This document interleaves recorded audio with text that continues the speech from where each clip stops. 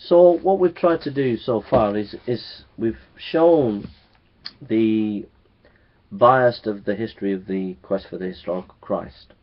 We've looked at specifically the atheist scholarship, which has been very poor. Then we gave our own criteria of how we're to engage in this debate and discussion.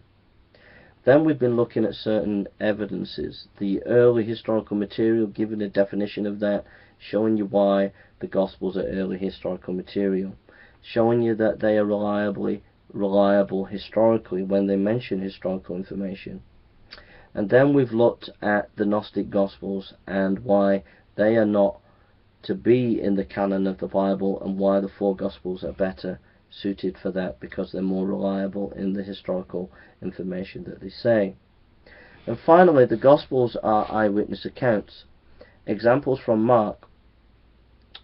It is the contention of this book, says Dr. Borkham, that in the period up to the writing of the Gospels, Gospel traditions were connected with the name and known eyewitnesses, people who had heard the teaching of Jesus from the lips and committed it to memory, people who had witnessed the events of his ministry, death and resurrection, had themselves formulated the stories about these events that they told. These eyewitnesses did not merely set a process of oral transmission that soon went its own way without reference to them. They remained throughout their lifetime the source, and in some sense that they may have varied for figures of central or more marginal significance, the authoritative guarantors of the stories they continue to tell. Richard Borkham, Jesus and the Eyewitnesses. There is evidence of eyewitness material in the Gospel of Mark. He writes in a similar way to historians of the time who valued eyewitness accounts, writing such as Alexander and Porphyry's life of Pilcantonius. B. He used a common narrative strategy called inclusio.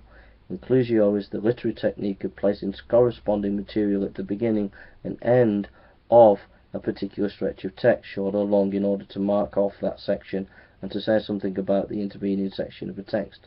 Inclusion, this general sense, is extremely common in ancient literature. So, I could give you more detail of why there's eyewitness material in the Gospels. Once we establish that there's eyewitness material in the Gospels, it's all over for the skeptic, because then we can say, well, you know, whether you agree Jesus rise or not from the dead, we have evidence that people did testify to seeing this. And that's a different ball game.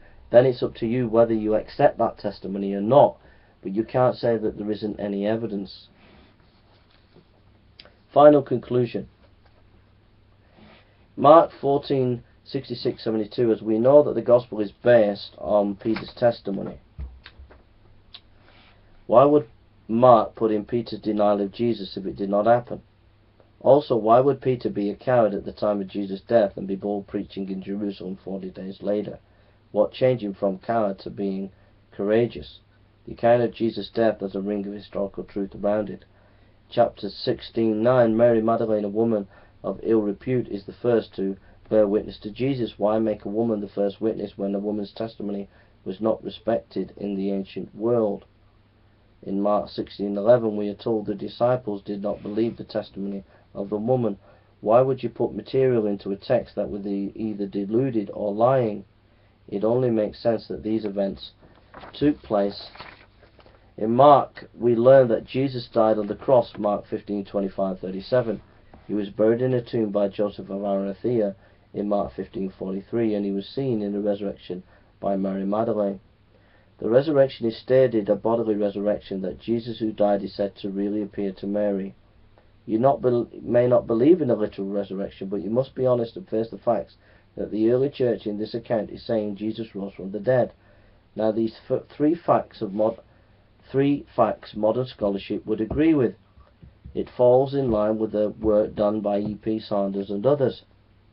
If historical source material is early source, is reliable and based on eyewitness accounts, it fits the historical context and accords with the scholarship of more scholars, I conclude the following.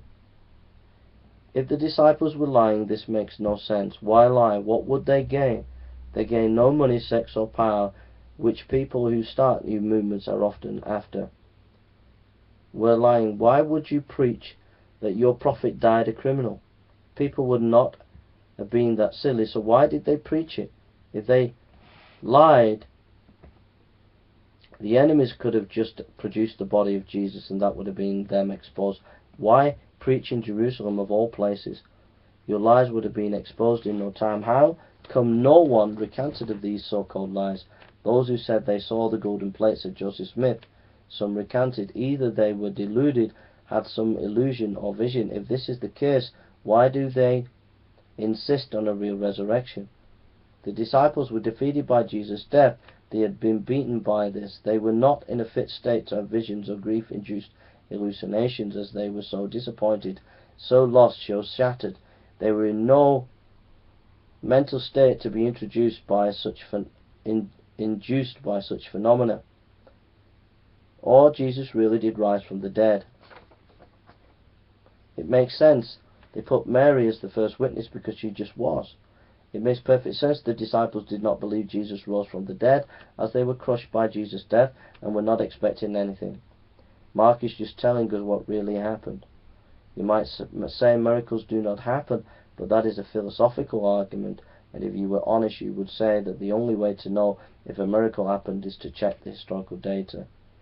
You might say there are contradictions in the gospel accounts, but you have to face the fact that all the gospels agree to the main facts I have just pointed to in modern scholarship.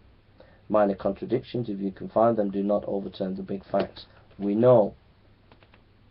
You might say Jesus was a myth, but we have already shown how early the historical source material is. In any way, this Jesus myth idea has no supporting evidence.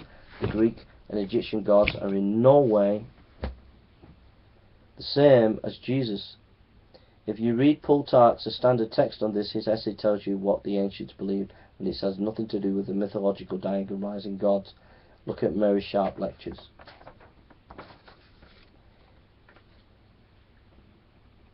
It seems to me then, looking at the historical evidence in a fair and honest way, Jesus Christ rose from the dead. If he did, it means we need to take his claim to be the Son of God seriously. It means we can know God through his Son, find forgiveness, and have a future hope after the grave.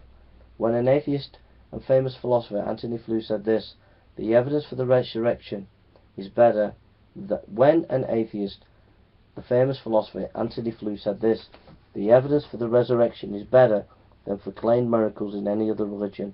It's outstanding in different in quality and quantity.